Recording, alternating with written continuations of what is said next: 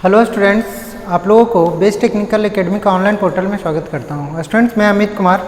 आप लोगों का आज लेक्चर नंबर ये 4 है एस्टिमेटिंग एंड कॉस्टिंग का, इलेक्ट्रिकल एस्टिमेटिंग एंड कॉस्टिंग का। तो स्टूडेंट्स, हमने पिछले क्लास में क्लासिफिकेशन ऑफ इंस्टॉलेशन देख रहे थे, जिसमें आपको बताया था कि जनरली ये 4 प्रकार का होता है, लेकिन अगर रेसिडेंशियल को कॉमर्शियल से अलग कर दिया जाए तो ये 5 प्रकार का हो रहा है। तो 5 प्रकार के आपको इंस्टॉलेशन बताया था, जिसमें क्या था, रेसिडेंशियल इंस्टॉलेशन था, व्हीकल या car installation, boat installation, power line installation, उसके बाद एक लास्ट कॉमर्शियल इंस्टॉलेशन। तो 5 प्रकार के बताया था, उसमें हम बारी बारी से हम लोग एक एक करके देखते हैं अभी। तो सबसे पहले है रेसिडेंशियल इंस्टॉलेशन। तो आप लोग जानते होंगे रेसिडेंशियल कहने का मतलब जहाँ आदमी लोग रहते हैं, ठीक है। तो जहाँ हम लोग रहते हैं वहाँ पे कैसे क्या क्या इलेक्ट्रिकल इंस्टॉलेशन होगा और कैसे होगा, इसके बारे में पढ़ना है। तो देखिए, अगर कोई नया बिल्डिंग बनाया है तो उसमें तो चाहिए कि पूरा वायरिंग का इंस्टॉलेशन होगा, ठीक है। मतलब कि पावर लाइन को हर एक इक्विपमेंट्स तक, हर एक इलेक्ट्रिकल डिवाइस तक पहुँचने के लिए क्या करना पड़ेगा, वायरिंग करना पड़ेगा, ठीक है। तो वही लिखा हूँ मैं, for new building apartment it's need to wiring the entire house and power connect the electrical wires to the power lines to receive the electricity. मतलब कि हर एक इक्विपमेंट्स को रिसीव करने के लिए क्या करना पड़ेगा, आपको पूरा होल बिल्डिंग में या होल अपार्टमेंट जो भी नया बना है उसमें क्या करना पड़ेगा, वायरिंग करना पड़ेगा। उसके बाद फिर every electrical home appliances are need to electricity. जितना भी आपका घरेलू जो इलेक्ट्रिकल अप्लायंसेस है उसको क्या चाहिए, इलेक्ट्रिसिटी चाहिए। तो इलेक्ट्रिसिटी चाहिए तो क्या करना पड़ेगा, हमको उसका इंस्टॉलेशन चाहिए, ठीक है। उसके बाद फिर क्या है, अब इतना ज़रूरी हो गया है हम लोगों को लिए कि अब हम लोग इलेक्ट्रिसिटी के बिना एक पल भी इधर उधर, मतलब एक पल भी रहना मुश्किल हो गया है गांव में, मतलब घर में। तो ये लिखा हुआ है, electricity must be there in home because it is difficult to live without electricity. समझ रहे हैं, मतलब कि अब हम लोग को जीवन काल में अब हम लोग का ऐसा आदत बना लिए हैं कि बिना इलेक्ट्रिसिटी के रहना बहुत मुश्किल होता है, ठीक है। इसीलिए सबसे ज़्यादा ज़रूरी है कि हम लोग अपने जहाँ रहते हैं वहाँ पे इलेक्ट्रिकल इंस्टॉलेशन बहुत ज़्यादा ज़रूरी है, ठीक है। इलेक्ट्रिकल इंस्टॉलेशन कहने का मतलब फ़ैन लगा रहे हैं, जहाँ पे हम लोग रह रहे हैं गर्मी के दिन में फ़ैन बहुत ज़रूरी है। तो हम लोग फ़ैन को इंस्टॉल किए, फिर फ़ैन है वहाँ पे हम लोग क्या किए, पावर इलेक्ट्रिसिटी को लाए, मतलब कि एक वायर के थ्रू उसको क्या किए, कनेक्ट किए। वही आपका क्या हुआ, रेसिडेंशियल इंस्टॉलेशन हुआ। ये सब क्या हुआ, रेसिडेंशियल इंस्टॉलेशन हुआ। अब देखिए क्या है, और जो भी हम लोग इलेक्ट्रिकल एप्लियंसेस है जो हम लोग घर में यूज करते हैं, अगर उसका मेटालिक बॉडी है, अगर उसका जो भी इलेक्ट्रिकल डिवाइस का या इलेक्ट्रिकल एप्लियंसेस जो भी है उसका अगर मेटालिक बॉडी है तो मेटालिक बॉडी को अर्थिंग करना बहुत ज़रूरी है। ये क्या करता है, हम लोगों को सेफ्टी के लिए रहता है, ठीक है। तो यही लिखा हूँ, earthing is very essential for outer metallic body, ठीक है। और ये क्या कहता है, इंडियन इलेक्ट्रिसिटी रूल में भी ये कहता है कि कहीं पर भी अगर हम जो इलेक्ट्रिकल डिवाइस या इलेक्ट्रिकल अप्लायंसेस यूज कर रहे हैं उसका मेटालिक बॉडी है तो उसको अर्थिंग करना ही है, ठीक है। क्या करता है अर्थिंग, अगर बाय द वे किसी भी फॉल्ट के कारण अगर जो मेटालिक बॉडी है, जो आउटर बॉडी है, उसमें अगर करंट आ जाता है तो हम लोग अगर इसको टच करेंगे तो हम लोग को करंट लग जाएगा। लेकिन पहले से क्या रहेगा, अगर ये ग्राउंड किया हुआ रहेगा, अगर ये ग्राउंड किया हुआ रहेगा तो जो भी इसमें अगर करंट आ गया होगा वो डिस्चार्ज हो जाएगा ग्राउंड में जा कर के, है ना। और अगर हम इसको टच करेंगे तो मुझे करंट नहीं लगेगा, ठीक है। अब बात करते हैं फिर व्हीकल या कार इंस्टॉलेशन। तो आप लोग देखते होंगे जो भी कार में है तो बहुत सारा इलेक्ट्रिकल डिवाइस लगा हुआ रहता है उसमें, ठीक है। जैसे साइड इंडिकेटर से ले करके अब तो बहुत सारा चीज़ें, जैसे कि चार्जिंग, बैटरी चार्जिंग उसमें हुआ, अब स्टार्टिंग हो गया, फिर सेंसर हो गया, बहुत प्रकार का सेंसर लगा हुआ रहता है उसमें। मैग्नेटिकली ऑपरेटेड लॉक हो गया, जो गाड़ी का लॉक होता है वो हुआ, वो भी क्या रहता है, इलेक्ट्रिकल इंस्टॉलेशन में भी ही आता है। फिर सैटेलाइट नेविगेशन, अब जितना भी गाड़ी आ रहा है सब में GPS लगा हुआ है तो वो भी क्या हुआ, वो भी मतलब इलेक्ट्रिकल या इलेक्ट्रॉनिक्स इंस्टॉलेशन में ही आता है, ठीक है। फिर क्या है, अलार्म हो गया, सिग्नल सिस्टम हो गया, कंट्रोल सिस्टम हो गया, ये सब क्या है। अब जो व्हीकल में जो भी इलेक्ट्रिकल डिवाइस है वो क्या आता है, कार इंस्टॉलेशन में आता है। ठीक है, जैसे कि व्हीकल में कोई भी इलेक्ट्रिकल डिवाइस को हम लगाते हैं तो क्या कहलाता है, कार इंस्टॉलेशन कहलाता है। ठीक है, तो क्या लिखा हुआ हूँ, in automobile industry various types of electrical equipments और devices are installed for a particular purpose. और जो भी इक्विपमेंट्स या डिवाइसेस हम लगा रहे हैं उसका एक पार्टिकुलर क्या होगा, पर्पस होगा। जैसे कि आप लोग देखते होंगे कि गाड़ी में चला रहे हैं, गाड़ी चल रहा है, तो अगर कोई ब्रेक दबाता है, कोई ब्रेक लगता है कोई गाड़ी में, तो देखते होंगे कि ऑटोमेटिक पीछे वाला क्या लाइट जल जाता है। ठीक है, तो ये सब क्या हुआ, सेफ्टी के व्यू से ये बहुत ज़्यादा ज़रूरी है।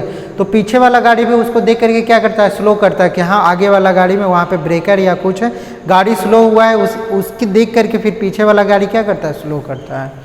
तो हर एक जो भी इलेक्ट्रिकल डिवाइस कार में लगा हुआ है या कोई भी व्हीकल में लगता है उसका एक पार्टिकुलर पर्पस होता है।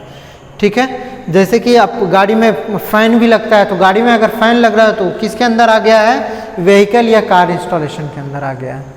ठीक है, अब तो बहुत सारा मॉडर्न ज़माना हो गया, अब जैसे सैटेलाइट नेविगेशन, अब सैटेलाइट नेविगेशन से में ही लगा हुआ रहता है अलार्म, कि अगर बोल देगा कि पटना पहुंचने वाले रहेंगे तो अलार्म बज जाना चाहिए, तो वहाँ पे अलार्म बजेगा। ठीक है, तो ये सब कार इंस्टॉलेशन में आता है। अब हम लोग देखते हैं आगे,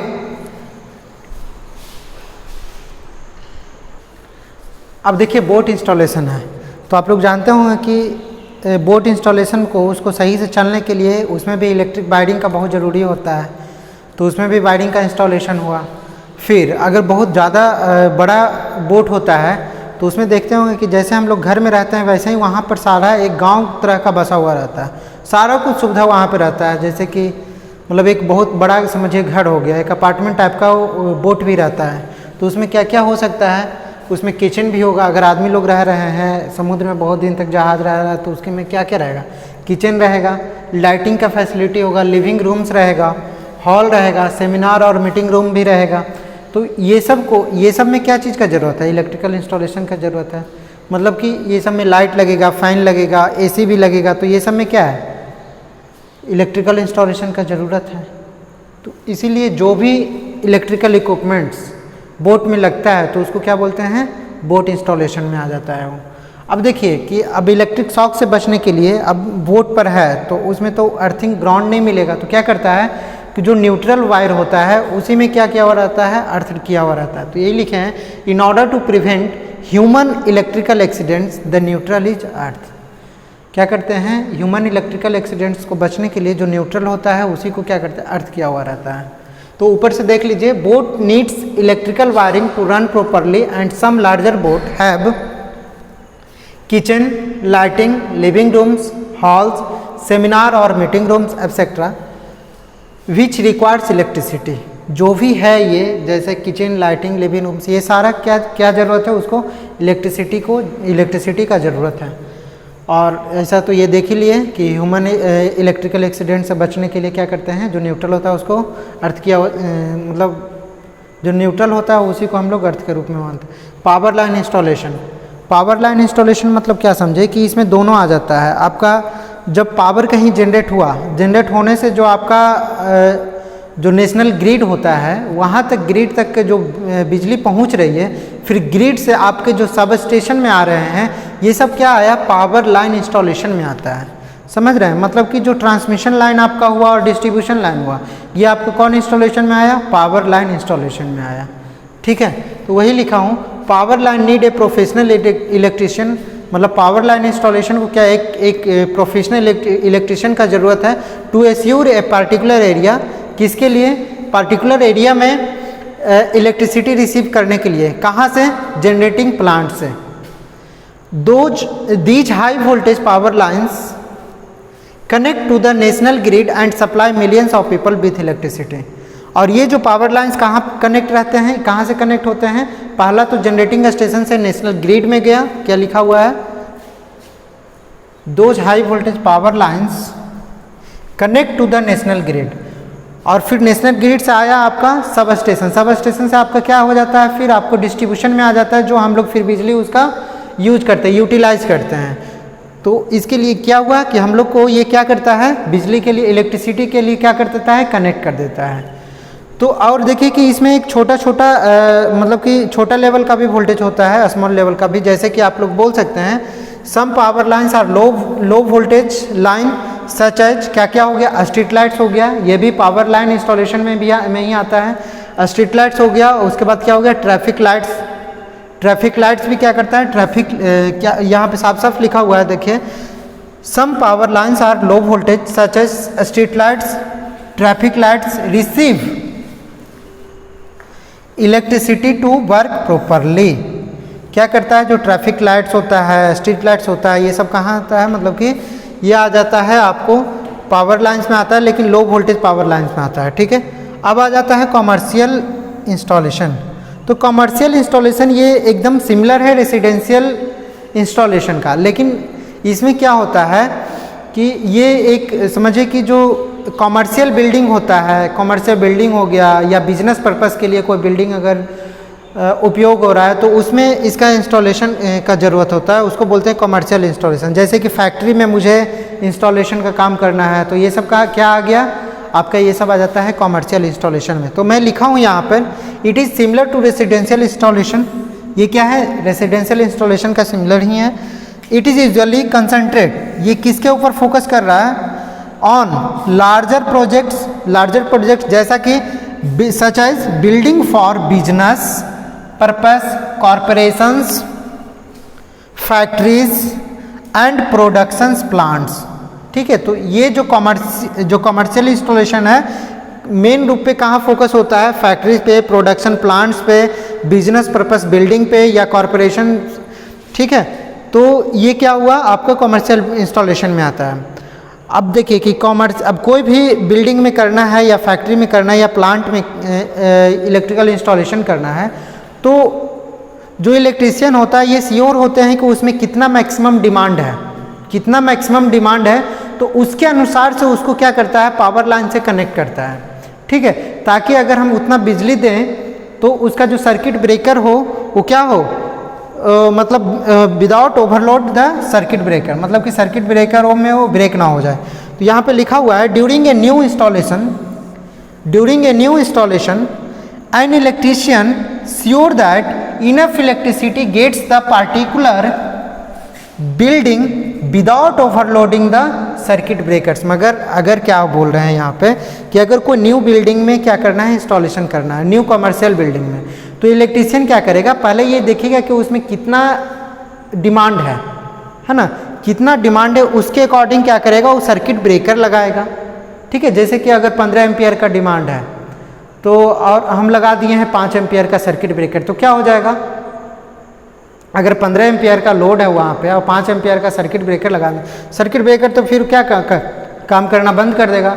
तो पहले इलेक्ट्रीशियन उसमें इंस्टॉलेशन के पहले ये देखता है कि कितना उस जो कमर्शियल बिल्डिंग है उसमें कितना का कंजप्शन है। ठीक है, मतलब कितना डिमांड है, उसके अकॉर्डिंग पहले क्या, उसके बाद क्या करता है, लेआउट डायग्राम बनाता है, उसके बाद फिर उसमें क्या करता है, इंस्टॉलेशन का काम करता है। अब हम लोग देखते हैं general requirements and conditions of electrical installation. अब इलेक्ट्रिकल इंस्टॉलेशन में क्या क्या जनरल रिक्वायरमेंट्स है, उसका क्या क्या कंडीशंस है, ये हम लोग अब देखते हैं। ठीक है, तो इसमें सबसे पहले तो कहीं पर भी अगर हम इलेक्ट्रिकल इंस्टॉलेशन करने जा रहे हैं तो सबसे पहले हम किससे कांटेक्ट करेंगे, जो उसका रेगुलेशन अथॉरिटी होंगे, रेगुलेटरी एजेंसी होगा, उससे कांटेक्ट करेंगे। तो सबसे पहले मुझे किसका ज़रूरत पड़ा, रिक्वायरमेंट ऑफ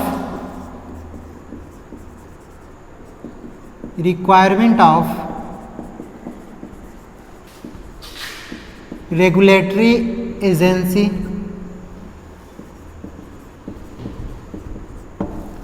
फिर बताइए, वैसे ही बताइए क्या क्या चीज़ का रिक्वायरमेंट होगा, उसके बाद क्या क्या मटेरियल लगाना है उसका रिक्वायरमेंट होगा। इंस्टॉलेशन करने के लिए क्या चाहिए, मटेरियल चाहिए ना, मटेरियल। और जो मटेरियल रहेगा बाबू वो क्या, कहाँ से रहेगा, कौन सा स्टैंडर्ड का रहेगा। अगर इंडिया में आप इंस्टॉलेशन कर रहे हैं तो सारा मटेरियल ISI स्टैंडर्ड का होना चाहिए। क्या लिखेंगे, अगर इंडिया में करना है तो क्या लिखेंगे, all materials should be of ISI standard. ISI standards मतलब क्या होता है, एक इंस्टीट्यूशन है हम लोग के इंडिया में जो ये मटेरियल के अप्रूव करती है कि आप ये मतलब मटेरियल सही है, इसको आप बिजली के रूप में उपयोग कर सकते हैं या तो और भी किसी भी क्षेत्र में कर सकते हैं उपयोग, और अलग अलग उसका बटा हुआ है। तो ISI है मतलब इंडियन स्टैंडर्ड इंस्टीट्यूशन से अगर जिसको अप्रूवल मिला हुआ है उस स्टैंडर्ड का सारा मटेरियल हम लोग यहाँ पे इंस्टॉलेशन में उपयोग कर सकते हैं, उसका यूज कर सकते हैं और उसको लगा सकते हैं उस मटेरियल को। फिर थर्ड सबसे ज़्यादा ज़रूरी है ड्राइंग का, है ना। हम लोग सबसे पहले इंस्टॉलेशन का काम करेंगे तो उसको ड्राइंग देख के ही इंस्टॉल करेंगे ना, तो ड्राइंग का ज़रूरत हुआ।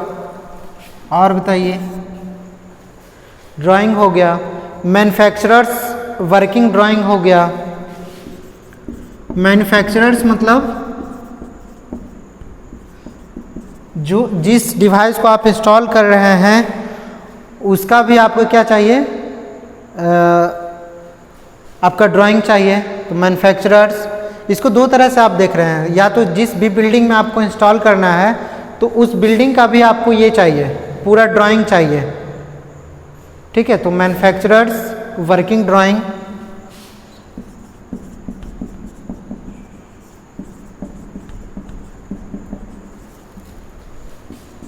पांचवा number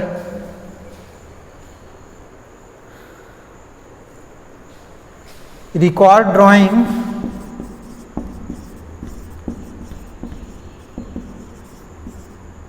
and maintenance manual. Maintenance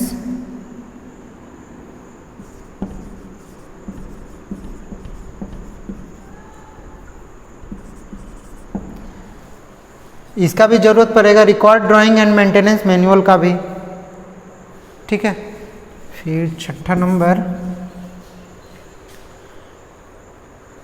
electrical power supply का ज़रूरत है।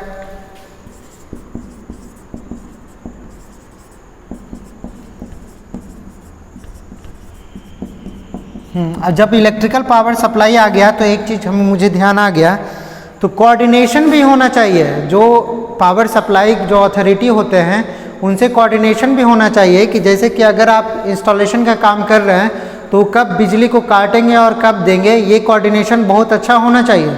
नहीं तो अगर कहीं पे कोई गांव में अगर आप क्या कर रहे हैं, ट्रांसफार्मर लगा रहे हैं और मेन लाइन पे ही आप कनेक्ट कर रहे हैं और यहाँ पे लाइन दे दिए, उस लाइन को चार्ज कर दिए, तो क्या होगा, वहाँ पे एक दुर्घटना हो सकती है।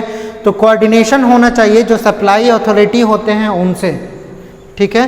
तो ये भी सबसे बहुत ज़्यादा ये ज़रूरी है, कोऑर्डिनेशन। क्या लिखेगा, coordination with power supply authority. Power supplier लिख देता हूँ, या तो पावर सप्लाई अथॉरिटी लिख दो, अच्छा लगेगा। इससे क्या होना चाहिए, कोऑर्डिनेशन होना चाहिए। फिर आठवां नंबर, कहाँ पे कौन सा इक्विपमेंट इंस्टॉल होगा इसका भी जानकारी होना चाहिए। तो लोकेशंस, क्या लिख सकते हैं, लोकेशंस ऑफ इलेक्ट्रिकल इक्विपमेंट। ये आपको सारा ड्राइंग में मिल जाएगा।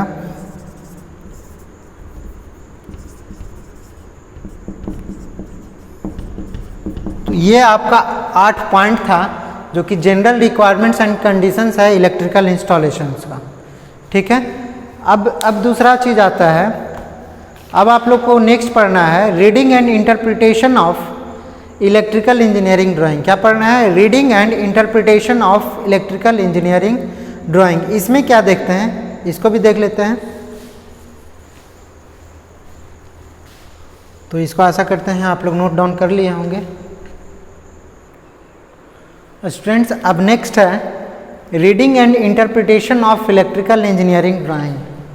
अब बोलिए कि रीडिंग मतलब कि इलेक्ट्रिकल इंजीनियरिंग ड्राइंग को उसको क्या होना चाहिए, कैसे पढ़ते हैं। फिर उसको इंटरप्रिटेशन मतलब कि हाउ टू एक्सप्लेन, मतलब कि एक्सप्लेन करना। इंटरप्रिटेशन का मतलब हुआ एक्सप्लेन करना, और उसको हम लोग कैसे एक्सप्लेन कर सकते हैं, वो जो ड्राइंग बना हुआ है उसको हम लोग, ठीक है। तो सबसे पहले तो देखते हैं कि ये होना चाहिए कि ये हम लोग को जानना चाहिए कि how to read electrical drawing, हम लोग इलेक्ट्रिकल ड्राइंग को कैसे पढ़ सकते हैं। फिर एंड आल्सो लर्न, यहाँ पे ये बोल सकते हैं लर्न, हम लोग को सीखना है learn how to read electrical drawing and also learn easy to use electrical drawing software to create professional looking drawing, मतलब electrical drawing based on pre drawn electrical symbols and templates. ये कह रहा है कि अभी आप लोगों को जैसे कि इसका पढ़ने के लिए एक सॉफ्टवेयर भी आता है या इसको ड्राइंग करने के लिए एक सॉफ्टवेयर आता है जिसमें आपको उसमें प्री आपका क्या रहेगा, प्री ड्रॉन रहता है इलेक्ट्रिकल सिंबल्स और उसका टेम्पलेट्स, तो आपको आसानी होगा इंजीनियरिंग ड्राइंग करने में, मतलब कि जो भी उसको ड्राइंग करेंगे इलेक्ट्रिकल ड्राइंग इंस्टॉलेशन के बारे में, तो उसको ड्राइंग करेंगे तो आपको एकदम इजी होगा और देखने में भी बहुत प्रोफेशनल लगेगा। ठीक है, तो आपको क्या क्या सीखना है, सबसे पहले कि how to read electrical drawing, कैसे उसको हम लोग पढ़ें या समझें। उसके बाद इलेक्ट्रिकल ड्राइंग को बनाने के लिए एक सॉफ्टवेयर आता है, बहुत प्रकार का सॉफ्टवेयर, उसको भी आपको सीखना चाहिए। ठीक है, वही लिखे हुए हैं and also learn easy to use electrical drawing software to create professional looking electrical drawing based on pre drawn electrical symbols. उस सॉफ्टवेयर में आपको ये सब जो सिंबल्स होते हैं इलेक्ट्रिकल सिंबल्स, वो क्या रहता है, प्री ड्रॉन रहता है, पहले से ही क्या बनाया हुआ रहता है, तो आपको वहाँ पे बनाने में कम समय भी लगेगा और देखने में भी अच्छा लगेगा। ठीक है, और अब आती है कि इलेक्ट्रिकल सिंबल्स, तो हम लोग इलेक्ट्रिकल इंस्टॉलेशन में क्या क्या सिंबल्स यूज होते हैं, कौन सा इक्विपमेंट्स के लिए कौन सा सिंबल यूज होते हैं। तो हम लोग सबसे पहले क्या करते हैं, दूसरा पॉइंट में फैमिलियराइज हो जाते हैं, किससे, फैमिलियराइजेशन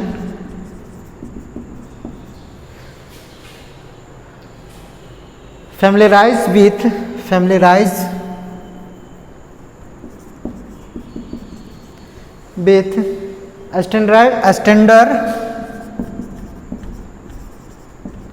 standard electrical symbols। हम लोग को सबसे पहले क्या इलेक्ट्रिकल सिंबल्स को जानना चाहिए, किसके लिए, इलेक्ट्रिकल इंजीनियरिंग ड्राइंग के लिए। तो बताइए कुछ हम बनाते हैं। तो सबसे पहले हम ए नंबर में लिखते हैं लाइट्स। तो जो स्टैंडर्ड इलेक्ट्रिकल सिंबल है ड्राइंग करने के लिए, तो लाइट को किस किस प्रकार से सिंबल हम लोग सिंबलाइज करते हैं। तो सबसे पहले लाइट को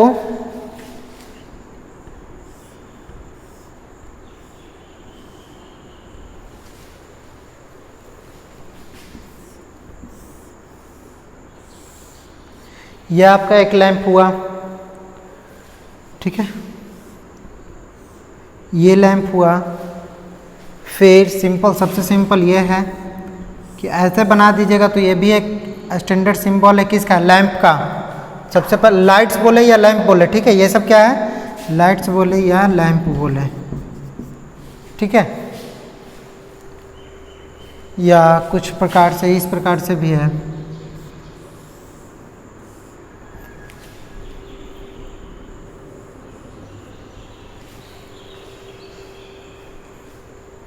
इसमें भी क्रॉस किया हुआ रहेगा।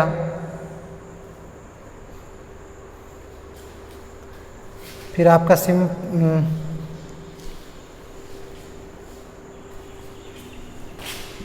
सिंपल ऐसे भी किया हुआ रहेगा, तो ये क्या माना जाएगा, लाइट ही माना जाएगा। फिर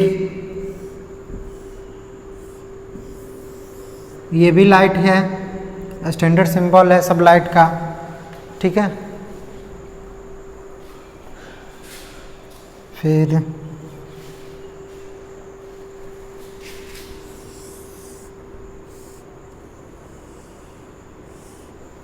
ये सिंबल है लाइट का। फिर मरकरी का, जिसको हम लोग फ्लोरेसेंट लैंप बोलते हैं, उसका सिंबल थोड़ा देख लीजिए। फ्लोरेसेंट लैंप बोलते हैं, या तो उसको बोलेंगे हम लोग मरकरी। तो कैसे रहता है, आप लोग तो मरकरी देखे ही होंगे।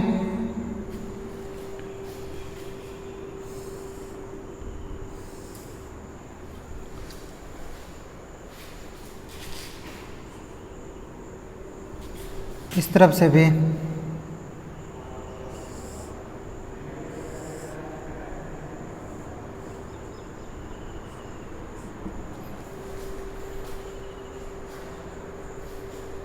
ये क्या है, फ्लोरोसेंट लैंप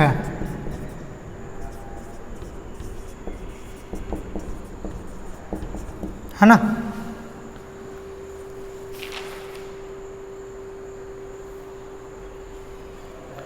और ये आपका बहुत प्रकार का ये सब लाइट का ही सिंबल है, और ये है एक केवल मरकरी का सिंबल है, ठीक है। तो ये सब केवल लाइट का सिंबल है। अब देखेंगे फिर अभी इसको मिटाते हैं, उसके बाद फिर हम लोग देखेंगे स्विच का क्या क्या सिंबल होगा। देखिए स्विच का सिंबल कैसे होता है, अभी देखे थे हम लोग लाइट का सिंबल, अब देखते हैं स्विच का सिंबल। तो switch are symbolized by an opening और ब्रेकिंग इन द लाइन, मतलब कि ये पता चल जाए कि लाइन में क्या हो रहा है, ओपन हो रहा है या तो ब्रेक हो रहा है। तो जैसे कि ये देखिए एक स्विच है, इसको बोलते हैं सिंपल पोल स्विच। तो ये इस प्रकार से, तो देखिए ये लाइन में क्या दिख रहा है, ओपन है। फिर ये देखिए ये भी ओपन जैसा दिख रहा है, तो आइसोलेट्स इसको बोलते हैं सिंपल पोल। फिर इसको बोलते हैं SPST। SPST कहने का मतलब सिंगल पोस्ट सिंगल थ्रो, ठीक है। और ये SPDT है, यहाँ पे बोलेंगे इसको single pole double throw. Single pole double throw मतलब कि यहाँ पे सिंगल इनकमिंग हो सकता है, और बस बार के जैसे यहाँ पे दो क्या ले सकते हैं, आउटपुट ले सकते हैं, मतलब दो जगह ही इसको कनेक्शन कर सकते हैं, ठीक है। तो इसको क्या बोलेंगे, सिंगल पोल डबल थ्रो।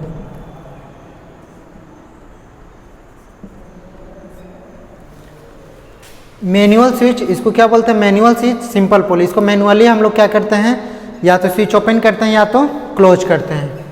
फिर अब आ जाता है फ्यूज का सिंबल। कैसे हम लोग इलेक्ट्रिकल इंजीनियरिंग ड्राइंग में, मतलब कि इलेक्ट्रिकल ड्राइंग में हम लोग फ्यूज को कैसे कैसे दर्शाते हैं।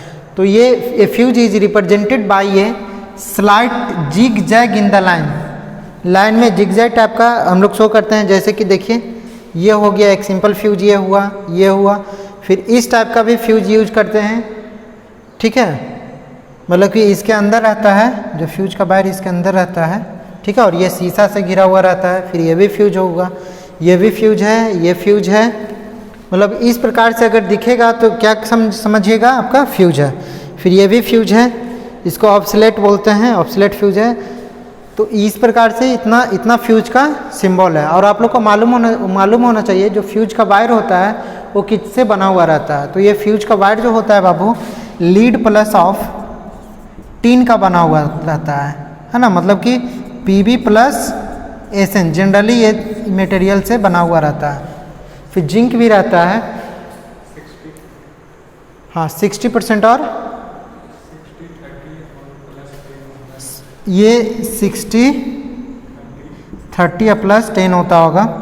कुछ और मटेरियल जिंक वगैरह और कुछ रहता है, तो ये सब मिलाया हुआ रहता है। तो लीड प्लस मतलब मेन मटेरियल क्या है आपका फ्यूज वायर का, लीड और टीन, मतलब PB प्लस SN।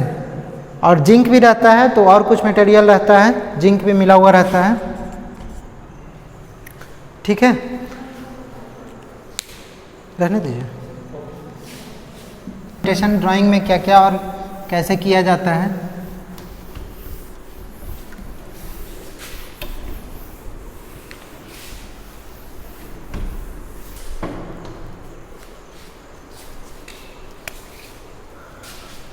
जैसे कि आपका ग्राउंड का, तो आप लोग जानते होंगे ग्राउंड को कैसे रिप्रेजेंट करते हैं, D नंबर है ना, ग्राउंड को।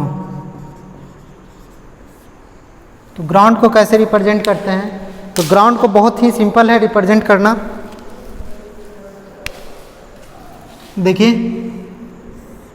ये आपका लाइन क्या रहेगा, डिक्रीज होते जाएगा, तो इसको हम लोग क्या बोलते हैं, ये ग्राउंड को रिप्रेजेंट करता है। या तो सिंपल ऐसे करके एक ट्रायंगल भी बना हुआ रहता है, वो भी ग्राउंड को रिप्रेजेंट करता है, ठीक है। ग्राउंड मतलब कि अर्थिंग को रिप्रेजेंट करता है। और एक और सिंबल है, ये भी ग्राउंड को रिप्रेजेंट करता है, ठीक है।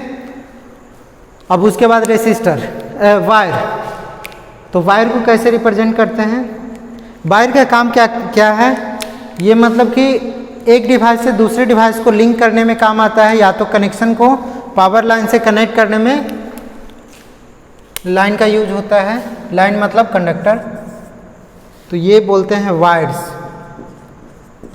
वायर को हम लोग कैसे डिनोट करते हैं ड्राइंग में? लाइन के द्वारा। क्या लिखेंगे? A line represents a wire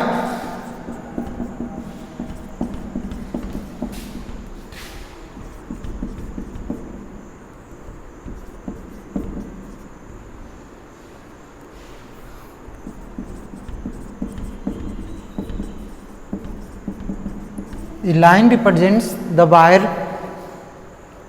Wire are used to link the device together.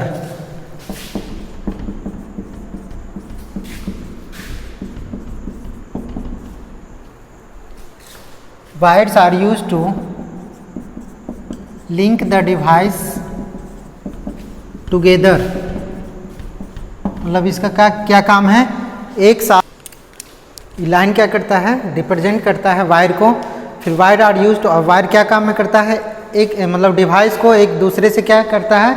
Link करने का काम करता है एक साथ। फिर अब वायर को दिखाया कैसे जाता है, तो इसको थोड़ा सा मिटाना पड़ेगा।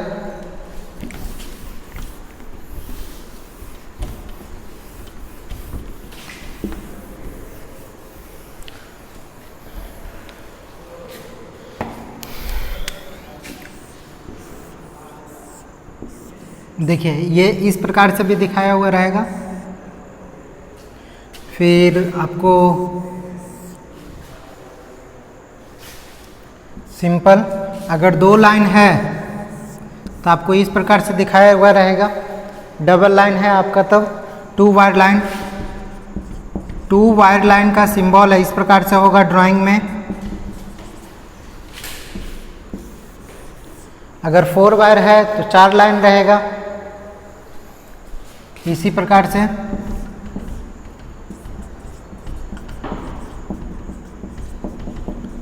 और इसमें एक चीज़ देखिए, अगर वायर को दिखाते हैं तो अगर देखिए ये दो वायर है तो और एक वायर मतलब कि सर्किट जब बनाएंगे तो बहुत सारा वायर एक दूसरे से क्रॉस होगा।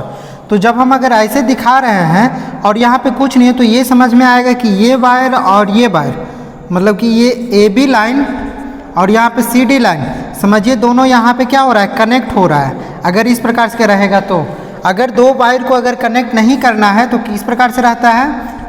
ये वहाँ पे इस प्रकार से बनाया हुआ रहेगा। अगर ए बी लाइन है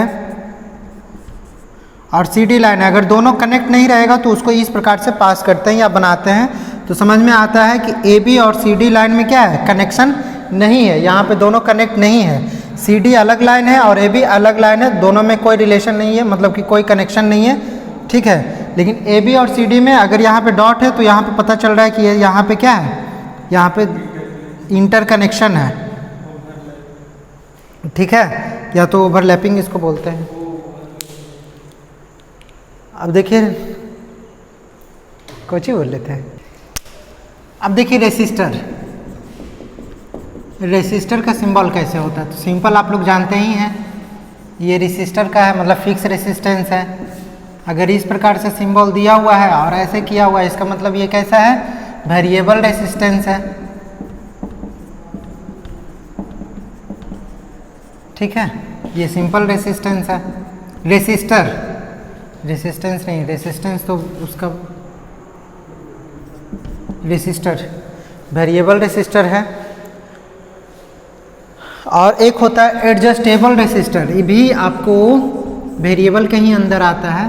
इस प्रकार से टैपिंग किया हुआ रहेगा, इसको बोलते हैं एडजस्टेबल रेसिस्टर, ठीक है। ये रेसिस्टर का सिंबल हो गया। फिर आपको कैपेसिटर का किस प्रकार से सिंबल होता है वो देख लेते हैं।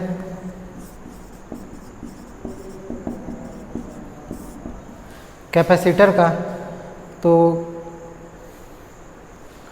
कैपेसिटर का देखिए सिंबल ऐसे सिंपल, ठीक है। ये डीसी के केस में कैपेसिटर इस प्रकार से सिंबलाइज होता है।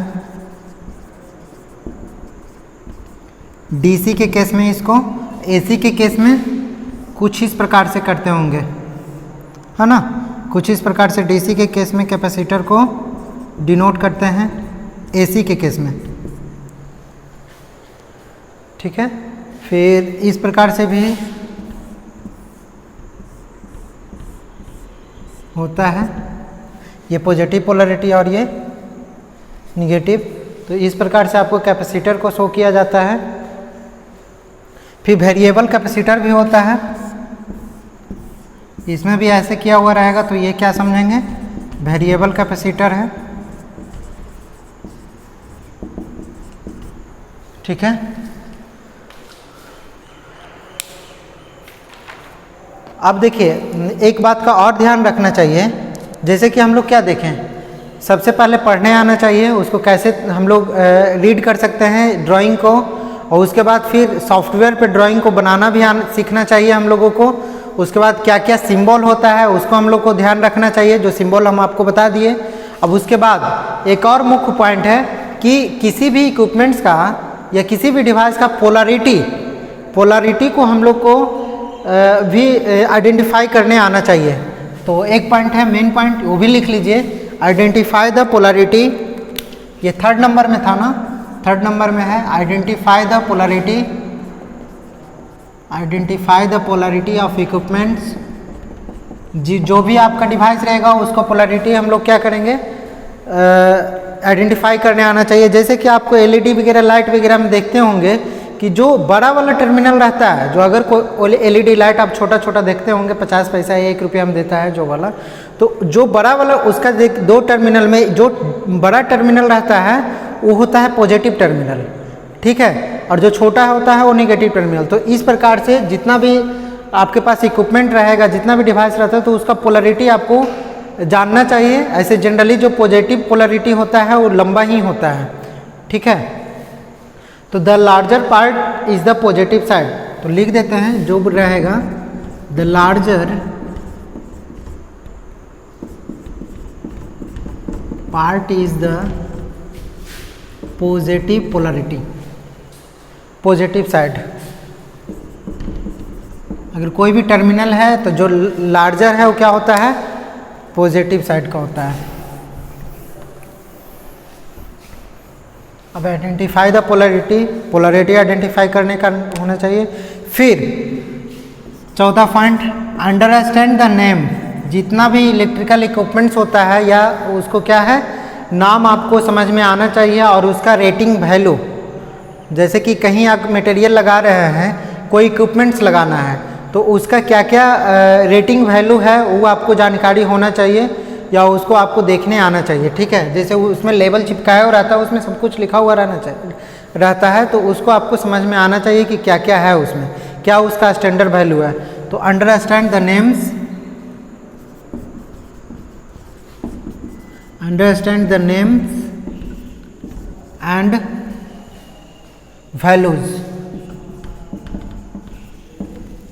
Understand the names and value. अब जैसे कि आर, अब देखिए नाम, बहुत सारा इंस्ट्रूमेंट होगा या इक्विपमेंट्स होगा, उसका नाम, जैसे कि रेसिस्टेंस है, तो उसको आइडेंटिफाई हम लोग कैसे करते हैं या नोटेशन कैसे करते हैं, आइडेंटिफायर कंपोनेंट्स।